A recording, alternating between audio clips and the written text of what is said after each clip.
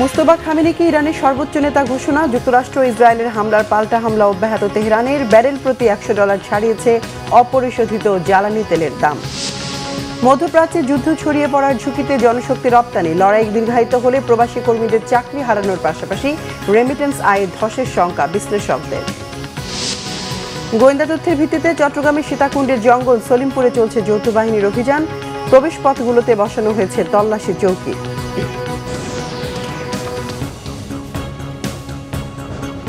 দেখছিলেন crown cement সংবাদ শিরোনাম। প্রয়াত আয়াতুল্লাহ আলী খামেনির দ্বিতীয় সন্তান মুস্তফা খামেনিকে ইরানের সর্বোচ্চ নেতা নির্বাচিত করেছে দেশটির বিশেষজ্ঞ পরিষদ। উত্তরসূরি নির্বাচনের দায়িত্বে থাকা বিশেষজ্ঞ পরিষদ রবিবার এক ঘোষণায় জানায়, চূড়ান্ত ভোটাভুটির মাধ্যমে মুস্তফা খামেনিকে নির্বাচিত করা হয়েছে। ইরানিদের ঐক্য বজায় রাখার পাশাপাশি মুস্তফা খামেনির প্রতি সমর্থনের আহ্বান জানায় ওই ধর্মীয় বিশেষজ্ঞ পরিষদ। দেশটির revolutionary guards corps IRGC Mustafa খামেনিকে অভিনন্দন জানিয়েছে। মার্কিন হামলার প্রথম দিনে বাবা আয়াতুল্লাহ আলী খামেনি সহ মা, বোন ও স্ত্রীকে হারান 56 বছর বয়সী মুস্তফা খামেনি। ওই দিন পরিবারের সাথে উপস্থিত না থাকায় ভাগ্যক্রমে বেঁচে যান তিনি। এর আগে মার্কিন প্রেসিডেন্ট ডোনাল্ড ট্রাম্প হুঁশিয়ারি দিয়ে বলেন, যুক্তরাষ্ট্রের অনুমোদন ছাড়া ইরানের নতুন কোনো সর্বোচ্চ নেতা বেশি দিন টিকে থাকতে পারবে না। এদিকে ইরানের তেলের ডিপোতে হামলার পর বিভিন্ন শহরেও মিসাইল হামলা অব্যাহত রেখেছে ইসরায়েল ও যুক্তরাষ্ট্র। লেবাননের হিজবুল্লাহ যোদ্ধাদের লক্ষ্য করেও চলছে একের পর এক হামলা। দেশটিতে 5 লাখের বেশি নাগরিক বাস্তুচ্যুত হয়েছে। ইসরায়েল ও যুক্তরাষ্ট্রের ঘাঁটি লক্ষ্য করে মিসাইল হামলা অব্যাহত রেখেছে ইরান। এরই মধ্যে যুক্তরাষ্ট্রের নিহত সেনা সদস্যদের সংখ্যা বেড়ে 8 জনে দাঁড়িয়েছে। ইসরায়েলে নিহত হয়েছে 11 জন, আহত শতাধিক মানুষ। ইরানের হামলায় সৌদি আরবে এক বাংলাদেশি এবং এক ভারতীয় নাগরিক নিহত হয়েছে। দেশটিতে থাকা জরুরি নয় এমন সব মার্কিন কর্মী ও পরিবারের সদস্যদের দেশ ত্যাগের নির্দেশ দিয়েছে ওয়াশিংটন। বাহরাইনের রাজধানী মানামায় ইরানের ড্রোন হামলায় শিশুসহ অন্তত 22 জন আহত হয়েছে। বিশ্ববাজারে অপরিশোধিত জ্বালানি তেলের দাম ব্যারেল প্রতি $100 ছাড়িয়েছে। গত 4 বছরের মধ্যে এটি সর্বোচ্চ। সোমবার আন্তর্জাতিক বাজারের অপরিশোধিত জ্বালানি তেলের দাম ব্যারেল প্রতি $110 থেকে $117 মধ্যে ওঠানামা করছে। যুক্তরাষ্ট্রের বেঞ্চমার্ক ওয়েস্ট টেক্সাস ইন্টারমিডিয়েটের লেনদেন হচ্ছে $111 থেকে $115 মধ্যে। ওপেকভুক্ত দেশগুলোর গড় তেলের দাম বা ওপেক বাস্কেট প্রতি ব্যারেল প্রায় $90 বেশি। ইরান, ইসরায়েল ও যুক্তরাষ্ট্রকে ঘিরে বাড়তে থাকা সংঘাতের কারণে বৈশ্বিক জ্বালানি সরবরাহ নিয়ে নতুন করে উদ্বেগ তৈরি হয়েছে। বিশ্লেষকরা বলছেন, মধ্যপ্রাচ্যের গুরুত্বপূর্ণ সমুদ্র পথ হরমুজ প্রণালী দিয়ে বিশ্বের প্রায় 20% তেল পরিবহন হয়। অঞ্চলটিতে নিরাপত্তা ঝুঁকি বাড়ায় অনেক তেল ট্যাঙ্কার চলাচল সীমিত করেছে, ফলে বাজারে সরবরাহ কমে যাওয়ার আশঙ্কা তৈরি হয়েছে। এর পাশাপাশি কয়েকটি তেল উৎপাদনকারী দেশ উৎপাদন ও রপ্তানি কমাতে পারে এমন আশঙ্কায় আন্তর্জাতিক বাজারে তেলের দাম দ্রুত বেড়ে যায়। বিশ্লেষকদের মতে, তেলের দাম দীর্ঘ সময় উচ্চ পর্যায়ে থাকলে বিশ্বজুড়ে জ্বালানি ব্যয় বাড়তে পারে এবং এর প্রভাব পড়তে পারে দ্রব্যমূল্য ও মুদ্রাস্ফীতিতে। উন্নয়নশীল দেশগুলোতে পরিবহন খরচ ও বিদ্যুৎ উৎপাদন ব্যয় বাড়ার আশঙ্কাও রয়েছে।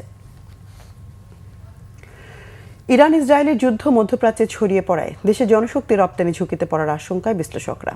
যুদ্ধ দীর্ঘায়িত হলে প্রবাসী কর্মীদের চাকরি হারানোর শঙ্কা প্রকট হওয়ার পাশাপাশি রেমিটেন্স আয়ে বড় ধরনের ধস নামতে পারে এমন পূর্বাভাস অর্থনীতি বিশ্লেষকদের। পরিস্থিতি আরও খারাপ হলে প্রবাসীদের দেশে ফেরার ঝুঁকিও বাড়বে বলে মনে করেন তারা। বিস্তারিত জিয়াউল হক সবুজের রিপোর্টে। যুদ্ধ শুরুর পর থেকেই অস্থির গোটা মধ্যপ্রাচ্য। হামলার কারণে বন্ধ রয়েছে বেশিরভাগ গন্তব্যে উড়োজাহাজ চলাচল। গেল 5 দিনে বাতিল হয়েছে 250-র বেশি বাংলাদেশি আন্তর্জাতিক ফ্লাইট। নিরাপত্তা ঝুঁকির কারণে মধ্যপ্রাচ্যের বেশিরভাগ গন্তব্যে বিমান চলাচল বন্ধ থাকায় অনিশ্চয়তায় পড়েছে যাত্রী পরিবহন, যার প্রভাবে নতুন জনশক্তি রপ্তানি হোঁচট খাওয়ার পাশাপাশি প্রভাব পড়তে পারে রেমিট্যান্স আয়ে। 4টা ডেস্টিনেশনে প্রতিদিন আমাদের, আমি বলবো যে অলমোস্ট প্রায় 600, 650 কিংবা 700 প্যাসেঞ্জারকে আমরা আসলে আমাদেরকে এটার ক্ষতির সম্মুখীন হয়েছে। আমাদের প্যাসেঞ্জারকে ক্যারি করতে পারছে না, ফ্লাইটগুলোকে ক্যান্সেল করতে হয়েছে।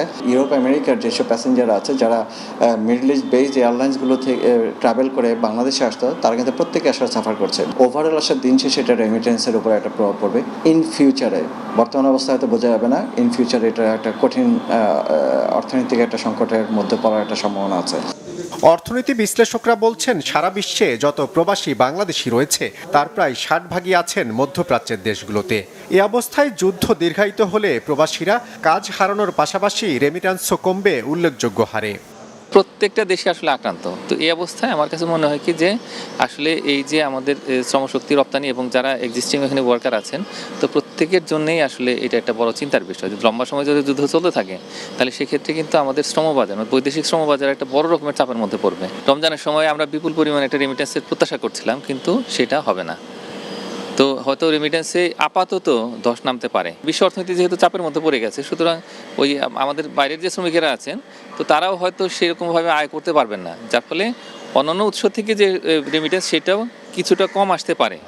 ঝুঁকি মোকাবেলায় প্রবাসীদের নিরাপত্তায় কার্যকর কূটনৈতিক পদক্ষেপের পাশাপাশি মধ্যপ্রাচ্যের পরিস্থিতি নিবিড়ভাবে পর্যবেক্ষণের তাগিদ বিশ্লেষকদের। জিয়াউল হক সবুজ, বাংলা ভিশন, ঢাকা। গোয়েন্দা তথ্যের ভিত্তিতে চট্টগ্রামের সীতাকুণ্ডের জঙ্গল সলিমপুরে যৌথ বাহিনীর অভিযান চলছে।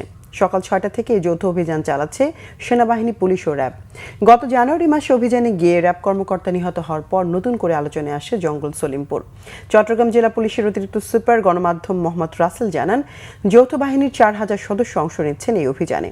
ভোর থেকে জঙ্গল সলিমপুরের চারপাশ ঘিরে ফেলে আইনশৃঙ্খলা রক্ষাকারী বাহিনী। প্রবেশ ও বাইরের পথগুলোতে বসানো হয় তল্লাশি চৌকি, যাতে অভিযান শুরুর পর কেউ পালিয়ে যেতে না পারে। বাহিনীর সদস্যরা বিভিন্ন দলে ভাগ হয়ে অভিযানে অংশ নিচ্ছেন। গত 19 জানুয়ারি জঙ্গল সলিমপুরে অভিযান চালাতে গিয়ে সন্ত্রাসী হামলায় নিহত হন র্যাব 7-এর উপসহকারী পরিচালক নায়েব সুবেদার মোতালেব হোসেন ভুইয়া। এই ঘটনায় সীতাকুণ্ড থানায় মামলা করে র্যাব। আমরা 3000-এর অধিক সদস্য, অফিসার এবং ফোর্স এখানে মোতায়েন আছে। পুরো এলাকাটাই আমরা তল্লাশি করব এবং যত অপরাধী এখানে আছে তাদেরকে গ্রেপ্তার আমরা সর্বাত্মক চেষ্টা করব।